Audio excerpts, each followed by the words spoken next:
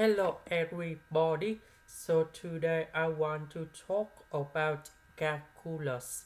The topic that is about integration. So now I want to show you how to answer.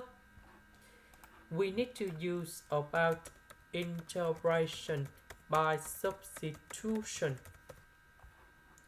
So I will put about u equals to this one.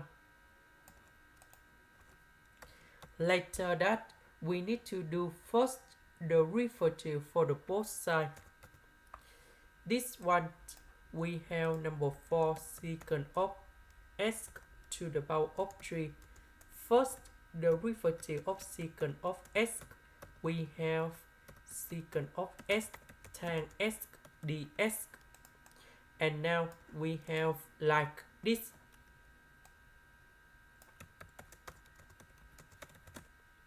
Because we don't have number 4, so we need to divide both sides by number 4. So this one we change by u. This one with the s we change by this one.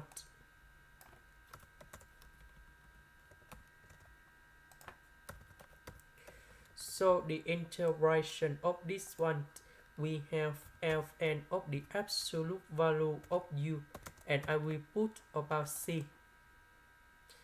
About u, that is about this one.